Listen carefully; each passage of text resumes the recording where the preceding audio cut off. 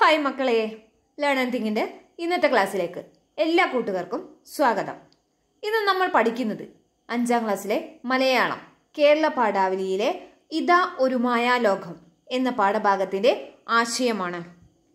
മായാലോകം എന്ന് പറഞ്ഞു കഴിഞ്ഞാൽ എന്താണ്?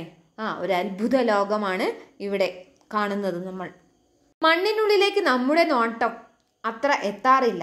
ഒരു ശാസ്ത്രജ്ഞൻ മണ്ണിനുള്ളിലേക്ക് നോക്കാൻ ശ്രമിച്ചതിൻ്റെ അനുഭവങ്ങൾ വിവരിക്കുന്ന ലേഖനമാണ് ഇത്. ലേഖനം എന്ന് പറഞ്ഞു കഴിഞ്ഞാൽ എന്താ? ഏതെങ്കിലും ഒരു സബ്ജക്റ്റ് എടുത്തിട്ട് അതിനെക്കുറിച്ച് വിശദമായും ആഴത്തിലും പഠിക്കുന്നതാണ് എന്ത്? ലേഖനം എന്ന് പറഞ്ഞു കഴിഞ്ഞാൽ. അങ്ങനെ മണ്ണിനെ കുറിച്ച് ആഴത്തിലുള്ളൊരു പഠനമാണ് ഇവിടെ നടക്കുന്നത്. മണ്ണിൻ്റെ ഓരോ സൂക്ഷ്മാണുവിലും എന്തെല്ലാം ഉണ്ട് എന്നുള്ളൊരു പരിശോധനയാണ് ഇവിടെ ശാസ്ത്രജ്ഞൻ നടത്തുന്നത്. അപ്പോൾ നമുക്ക് പാഠഭാഗം ഒന്ന് വായിക്കാം, നോക്കുക. ഇതാ ഒരു മായാലോകം. ഒരിക്കൽ ഒരു ശാസ്ത്രജ്ഞന് ഒരു കിറുക്കു തോന്നി. ഇത്രയും ദിവസങ്ങൾ ഞാൻ മരത്തിലേക്ക് നോക്കി നടന്നു, ഇനി മണ്ണിലേക്കൊന്ന് നോക്കിയാലോ? അദ്ദേഹം അങ്ങനെ ചിന്തിച്ചു. മണ്ണിലേക്ക് നോക്കുകയും ചെയ്തു. എന്നിട്ടോ മണ്ണിലൊരു മായാലോകം കണ്ടെത്തി. അതിരസകരമായ ആ കഥ കേട്ടോളൂ. കിറുക്ക് എന്ന് പറഞ്ഞു കഴിഞ്ഞാൽ നമ്മൾ സ്വാഭാവികമായിട്ടും പറയാം പ്രാന്ത് എന്നാണ്, അല്ലേ? മണ്ണിനെ കുറിച്ച് ചിന്തിക്കുകയും അതിനെക്കുറിച്ച് അന്വേഷിക്കുകയും ചെയ്യുക എന്ന് പറയുമ്പോൾ അതൊരു ഭ്രാന്തായിട്ടാണ് ഇവിടെ പറയുന്നത്. അതായത് അതിനോടുള്ള വളരെയധികം ഇഷ്ടം തോന്നുക എന്നുള്ളത്. ഒരിക്കൽ ഒരു ശാസ്ത്രജ്ഞന് ഒരു കിറുക്ക് തോന്നി എന്നാണ് പറയുന്നത്. അപ്പം ആ കിറുക്ക് എന്തായിരുന്നു? ഇത്രയും ദിവസങ്ങൾ മരത്തിലേക്ക് നോക്കി നടന്നു, ഇനി എന്ത് ചെയ്യാം? ഒന്ന് താഴേക്ക് നോക്കിയാലോ, അല്ലെങ്കിൽ മണ്ണിലേക്ക് നോക്കിയാലോ എന്ന് ചിന്തിക്കുകയും മണ്ണിലേക്ക് നോക്കുകയും മണ്ണിനെക്കുറിച്ച് അന്വേഷിക്കുകയും അതിൽ നിന്ന് ഒരുപാട് ഒരു മായാലോകം തന്നെ കണ്ടെത്താൻ അദ്ദേഹത്തിന് കഴിയുകയും ചെയ്യുന്നു. ആ രസകരമായുള്ള അനുഭവമാണ് ഇവിടെ പറയുന്നത്. ഇവിടെ പറയുന്ന ആ കഥ ഒന്ന് കേട്ടോളൂ. 100ഓളം വർഷങ്ങൾക്ക് മുമ്പാണ് ആ സംഭവം നടന്നത്.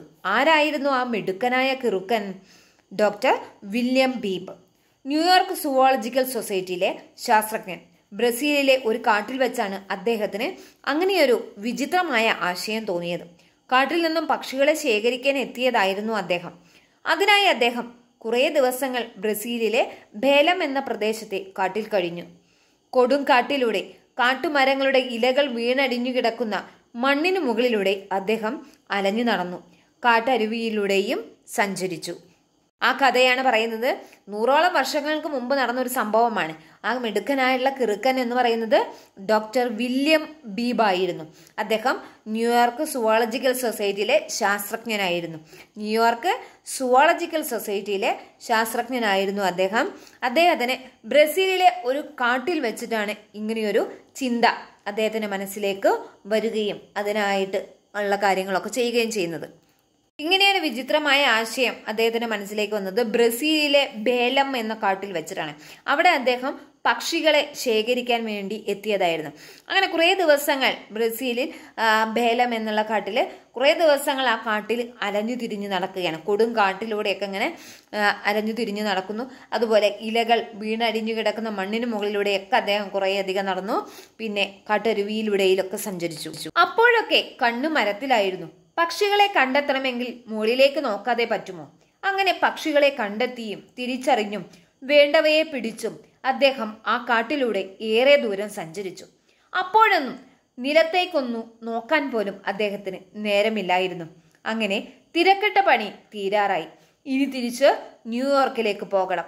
അരുവിയിലൂടെ താഴേക്ക് സഞ്ചരിക്കണം, കടലിലെത്തണം, കപ്പലിൽ കയറണം, പിന്നെ കുറേ ദിവസങ്ങൾ നീളുന്ന കപ്പൽ യാത്ര. അപ്പോഴേ ന്യൂയോർക്കിലെത്തൂ. ഈ ബേലം കാട്ടിലൂടെ നടക്കുന്ന സമയത്തൊക്കെ അദ്ദേഹത്തിന്റെ കണ്ണ് മരത്തിലായിരുന്നു. എന്തിനു വേണ്ടിയിട്ടാണ് മരത്തിലേക്ക് നോക്കിയത്? പക്ഷികളെ കണ്ടെത്തുന്നതിന് വേണ്ടിയിട്ട്, അല്ലെ? പക്ഷികളെ കണ്ടെത്തണമെങ്കിൽ എങ്ങോട്ട് നോക്കണം? മുകളിലേക്ക് നോക്കിയേ പറ്റൂ. അങ്ങനെയാണെങ്കിലേ പക്ഷികളെ കണ്ടെത്താൻ കഴിയുകയുള്ളൂ. അങ്ങനെ മുകളിലേക്ക് നോക്കുകയും ഓരോന്നിനെയും കണ്ടെത്തുകയും തിരിച്ചറിയുകയും വേണ്ടവയെ മാത്രം പിടിക്കുകയും ചെയ്ത് അദ്ദേഹം കാട്ടിലൂടെ കുറേയധികം ദൂരം സഞ്ചരിച്ചു. അപ്പോഴൊന്നും അദ്ദേഹത്തിന് ഒരിക്കലും നേരം കിട്ടിയിരുന്നില്ല. താഴേക്ക് നോക്കാനായിട്ട് അദ്ദേഹത്തിന് സമയം കിട്ടിയിരുന്നില്ല, അല്ലെ?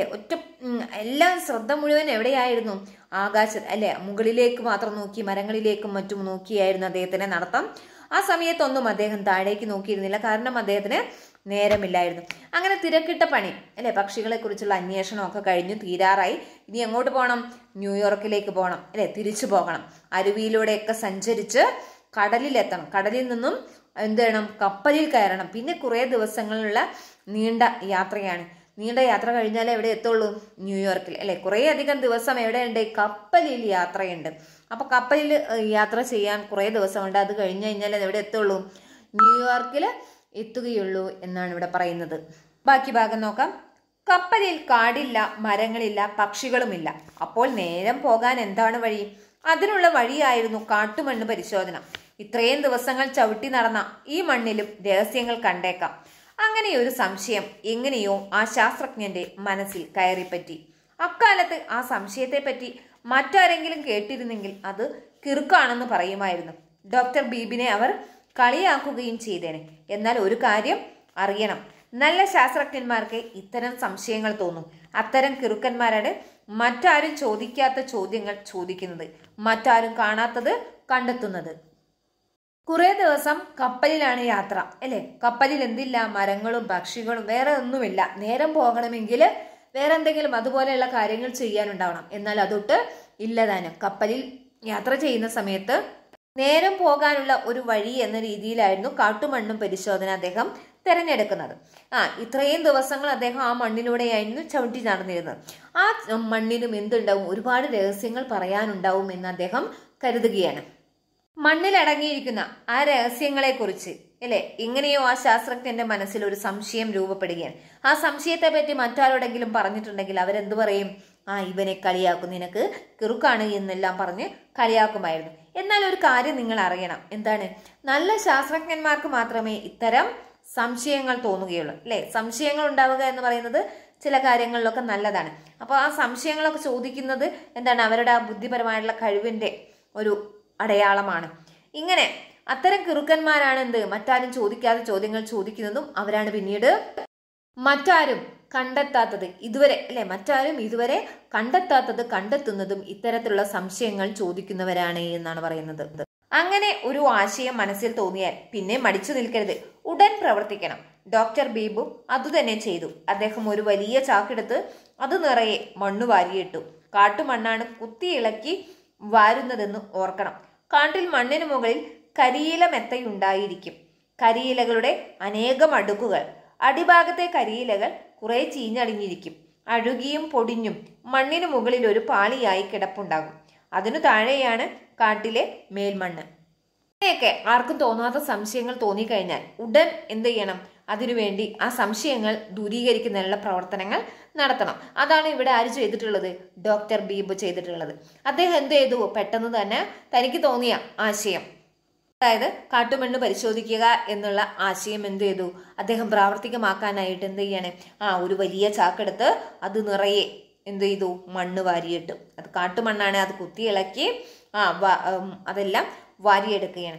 അങ്ങനെ വാരിയെടുക്കുന്ന സമയത്ത് മണ്ണിന് മുകളിൽ എന്തുണ്ട്? കരിയില മെത്ത, അതായത് ഒരുപാട് കരിയിലകൾ വീണ് കിടക്കുന്നുണ്ട്. ഇപ്പൊ വീണ കരിയിലകൾ ഉണ്ടാവും, അതിനു മുൻപ് വീണതുണ്ടാവും, അതിനെയും മുൻപ് വീണത്, അങ്ങനെ അടുക്കുകളായി ഓരോ പ്രാവശ്യവും വീണതിന്റെ മുകളിലേക്ക് വീണ്ടും വീണ്ടും വീണ് അതെന്തായിട്ട് ഒരു പാളിയായിട്ട് അവിടെ രൂപപ്പെട്ടിട്ടുണ്ടായിരുന്നു. അങ്ങനെ ആവുന്ന സമയത്ത് ഈ അടിയിലുള്ള കരിയിലകൾ എന്ത് ചെയ്യും?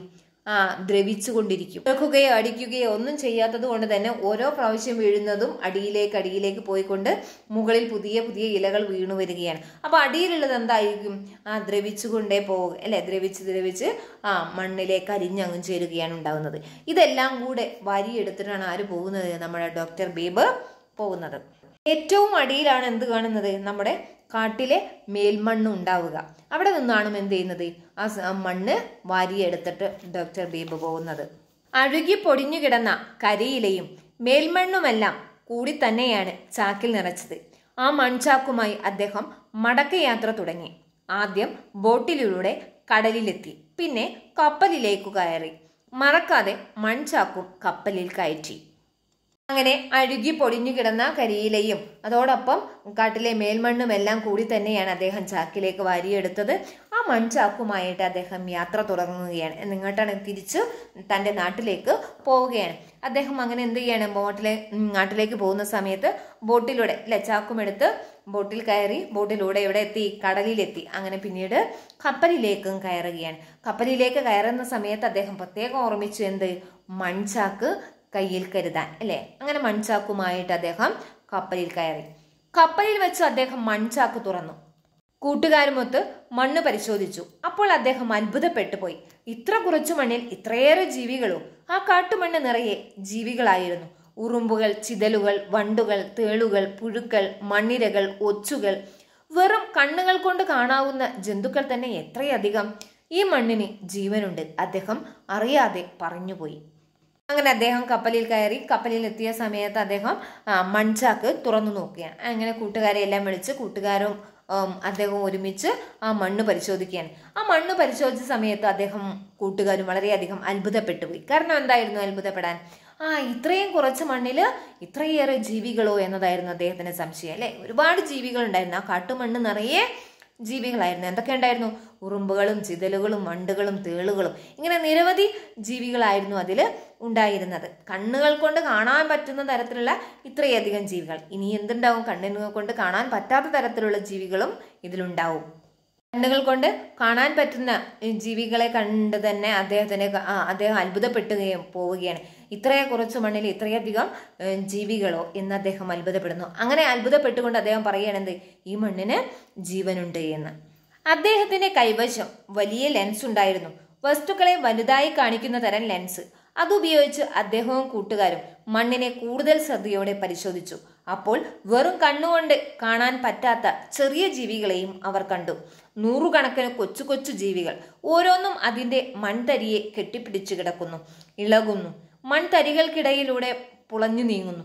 ഡോക്ടർ ബീബും കൂട്ടുകാരും കൂടി അതീവ ശ്രദ്ധയോടെ അനേക ദിവസങ്ങൾ ആ മണ്ണിനെ പരിശോധിച്ചു കൊണ്ടിരുന്നു. ഓരോ ദിവസവും അവർ പുതിയ പുതിയ ജീവികളെ കണ്ടെത്തിക്കൊണ്ടിരുന്നു. ഓരോ നിമിഷവും അവർ അത്ഭുതപ്പെട്ടുകൊണ്ടിരുന്നു. ഇവിടെ എന്താണ് പറയുന്നത്? അദ്ദേഹത്തിന്റെ കയ്യിൽ വലിയൊരു ലെൻസ് ഉണ്ടായിരുന്നു. ആ ലെൻസ് ഉപയോഗിച്ച് അദ്ദേഹവും കൂട്ടുകാരും ആ മണ്ണ് വീണ്ടും പരിശോധിക്കുകയാണ്. അതുപയോഗിച്ച് അദ്ദേഹം കൂട്ടുകാരും പരിശോധിച്ച സമയത്ത് അവൾ വീണ്ടും അത്ഭുതപ്പെടുകയാണ്. എന്താണ് അത്ഭുതപ്പെടാൻ കാരണം? വെറും കണ്ണുകൊണ്ട് കാണാൻ പറ്റാത്ത ചെറിയ ജീവികളെയും അവർ അതിൽ കണ്ടു. ഒന്നോ രണ്ടോ അല്ല, നൂറുകണക്കിന് കൊച്ചു കൊച്ചു ജീവികളായിരുന്നു അതിൽ ഉണ്ടായിരുന്നത്. ആ ഓരോ ജീവികളും എന്ത് ചെയ്യുക, അതിന്റെ മൺതരിയെ കെട്ടിപ്പിടിച്ച് കിടക്കുന്ന കാഴ്ചയാണ് അവർ കണ്ടത്. കെട്ടിപ്പിടിച്ച് കിടക്കുകയും അതായത് ഇളകുകയും പിന്നെ അതിന്റെ ഈ മൺതരികൾക്കിടയിലൂടെ പുളഞ്ഞു നീങ്ങുന്ന കാഴ്ചയുമായിരുന്നു ഡോക്ടർ ബീബും കൂട്ടുകാരും കണ്ടത്. അവർ അതീവ ശ്രദ്ധയോടെ അനേക ദിവസങ്ങൾ എന്ത് ചെയ്തു? വീണ്ടും ആ മണ്ണിനെ പരിശോധിച്ചു. ഓരോ ദിവസവും അവരെന്ത് ചെയ്തു? കുറേയധികം പുതിയ ജീവികളെ അതിൽ നിന്നും കണ്ടെത്തുകയാണ്. ഓരോ ദിവസവും അവരെ അത്ഭുതപ്പെടുത്തിക്കൊണ്ട് പലതരത്തിലുള്ള ജീവികളെ ആയിരുന്നു അവർ ഓരോ ദിവസവും കണ്ടിരുന്നത്. അങ്ങനെ അവരാകെ അത്ഭുതപ്പെട്ടു പോയി. ഈ ഒരു കുറച്ച് മണ്ണിൽ നിന്നാണല്ലോ ഇത്രയധികം ജീവികൾ ഉണ്ടായത്. വിശാലമായ ലോകത്തിൽ നിന്ന് കണ്ണുകളെ മണ്ണിനുള്ളിലേക്ക് ചുരുക്കിയപ്പോൾ ഞങ്ങൾ ഒരു മായാലോകം തന്നെ കണ്ടു. മണ്ണിനടിയിലെ ലോകം, ഇരുട്ടിന്റെ ലോകം, ഇരുട്ടിൽ ഇര തേടുന്നവരുടെ ലോകം, ഇരുട്ടിൽ കൃഷി നടത്തുന്നവരുടെയും ലോകം. അവിടെ ഇലകൾ വിശാലമായ പാടങ്ങളായി മാറിയിരിക്കുന്നു. ഇവിടെ എന്താ പറയുന്നത്? ഇത്രയും കാലം എവിടേക്ക് നോക്കിയിട്ടോ? മരങ്ങളിലേക്കും മറ്റും നോക്കി അല്ലെ, വിശാലമായിട്ടുള്ള ലോകത്തേക്ക് നോക്കി നടന്നിരുന്ന. എന്നാൽ ഇപ്പോൾ അവരെവിടേക്കാണ് നോക്കിയത്? മണ്ണിലേക്ക് നോക്കി. ആ സമയത്ത് അവരാകെ അത്ഭുതപ്പെട്ടു പോവുകയാണ്. കാരണം എന്താണ്? അവിടെ ഒരു മണ്ണിനുള്ളിലേക്ക് നോക്കിയ സമയത്ത് അവരവിടെ കാണുന്നത് എന്താ? ഒരു മായാലോകം, ഒരു അത്ഭുത ലോകം തന്നെയാണ് ആ മണ്ണിൽ അവർ കണ്ടെത്തിയത്. മണ്ണിനടിയിൽ അവർ കണ്ടെത്തിയ ലോകം എന്തിനായിരുന്നു? ഇരുട്ടിന്റെ ലോകം. അതായത് ഇരുട്ടിൽ ഇര തേടുന്നവരുടെ ലോകം, അതായത് ഇരുട്ടിൽ കൃഷി നടത്തുന്നവരുടെയും മറ്റും ലോകമാണത്. അവിടെ ഇലകൾ എന്തായി മാറി? വിശാലമായിട്ടുള്ള പാടങ്ങളായിട്ടാണ് അവിടെ ഇലകൾ മാറുന്നത്. കുമിളുകൾ അതായത് ഫംഗസുകൾ കാടുകളായി വളർന്നിരിക്കുന്നു.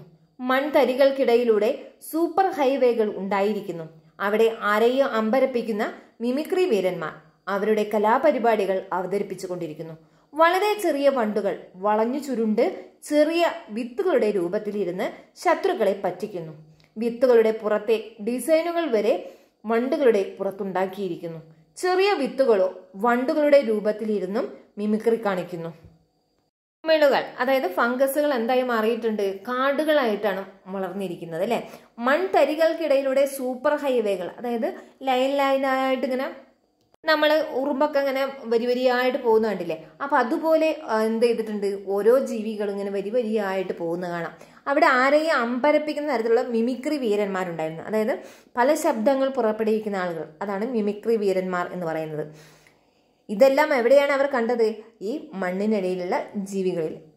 പിന്നെന്താ, കലാപരിപാടികൾ അവതരിപ്പിച്ചു കൊണ്ടിരിക്കുക ഓരോരുത്തരും. അതായത് മിമിക്രി, അതായത് പല ശബ്ദങ്ങൾ പുറപ്പെടുവിക്കുന്നു. അതുപോലെ ഹൈവേ പോലെ ഓരോ ജീവികളും വരി വരിയായിട്ട് പോകുന്നത് കാണാം. പിന്നെ അവിടെ എന്താണ് പറഞ്ഞിട്ടുള്ളത്? വണ്ടുകൾ വളഞ്ഞു ചുരുണ്ട് എന്തായിട്ടുണ്ട്, ചെറിയ വിത്തിന്റെ രൂപത്തിൽ, അതായത് വട്ടത്തിൽ ഇങ്ങനെ ചിരട്ടയ്ക്ക് ചുരുണ്ട് കിടക്കുന്ന കണ്ടില്ലേ, അതുപോലെ വണ്ടുകൾ ഇങ്ങനെ ചുരുണ്ട് കിടന്ന്, അതെന്താണ് കാണുന്ന ആളുകൾക്ക് എന്ത് തോന്നും? അത് വിത്താണെന്ന് തോന്നും. അപ്പോൾ ഉപദ്രവിക്കാതെ പോകും അല്ലേ? അപ്പോൾ ശത്രുക്കളെ പറ്റിക്കുന്നതിന് വേണ്ടിയാണ് എന്ത് ചെയ്തിട്ടുള്ളത്? ഈ വണ്ടുകൾ വിത്തിന്റെ രൂപത്തിൽ ഇങ്ങനെ ചുരുണ്ട് കിടക്കുന്നത്. പല വിത്തുകളും പല രീതിയിലാണല്ലോ ഉണ്ടാവുക. പലതിൻ്റെയും മുകളിലൊക്കെ ചില അടയാളങ്ങളൊക്കെ ഉണ്ടാവും. ആ അടയാളങ്ങൾ വരെ എവിടെ ഉണ്ടായിരുന്നു? ഈ വണ്ടുകളുടെ പുറത്ത് ഉണ്ടായിരുന്നു എന്നാണ് പറയുന്നത്. ഇങ്ങനെ ഈ വണ്ടുകൾ ഈ വിത്തിന്റെ ആകൃതിയിൽ ഇരുന്നു കൊണ്ടുപോലും അവര് മിമിക്രി കാണിച്ചിരുന്നു എന്നാണ് പറയുന്നത്. വണ്ടുകൾ വിത്തിന്റെ രൂപത്തിൽ ഇങ്ങനെ ചുരുണ്ട് കിടന്നുകൊണ്ട് എന്ത് ചെയ്തു? മിമിക്രി കാണിച്ചിരുന്നു. പല വിത്തുകളും അങ്ങനെയാണ് ചെയ്തിരുന്നത്. ഇവരിത് എന്തിനു വേണ്ടിയാണ് ചെയ്യുന്നത്? തങ്ങളുടെ ശത്രുക്കളിൽ നിന്ന് രക്ഷപ്പെടുന്നതിന് വേണ്ടിയായിരുന്നു അവരെ ഇങ്ങനെ വണ്ടുകൾ ഇങ്ങനെ ചുരുണ്ട് വിത്തിന്റെ ആകൃതിയിലായി നിന്നിരുന്നത്. തിന്നും തിന്നപ്പെട്ടും മത്സരിച്ചും സഹകരിച്ചും ജീവിക്കുന്ന നൂറുകണക്കിന് ജീവികളുടെ ആ അത്ഭുത ലോകം കണ്ടുകൊണ്ടിരുന്നപ്പോൾ ഡോക്ടർ ബീബ് പുറം ലോകത്തെപ്പറ്റി മറന്നുപോയി. താനും ചുരുങ്ങി ചുരുങ്ങി ചെറുതായി മണ്ണിനുള്ളിലെ മായാലോകത്തിൽ അകപ്പെട്ടതുപോലെ അദ്ദേഹത്തിന് തോന്നി. പണ്ടൊരു ആലീസ് അത്ഭുത ലോകത്തിലെത്തിയ കഥ കേട്ടിട്ടില്ലേ? താനും ആ ആലീസ് ആയതുപോലെ മണ്ണിനടിയിലെ മായാലോകത്തിലെത്തിയ മറ്റൊരു ആലീസ്, അതായിരുന്നു ഡോക്ടർ ബീബ്. ഭക്ഷ്യ ശൃംഖലയില്ലേ, നിങ്ങൾക്ക് ഓർമ്മ ഉണ്ടാവും, നിങ്ങൾ പഠിച്ചിട്ടുള്ളതാണ്. അപ്പൊ അതുപോലെ താൻ ഒരു ജീവിയെ തിന്നുന്നു, തന്നെ മറ്റൊരു ജീവി ആഹാരമാക്കുന്നു.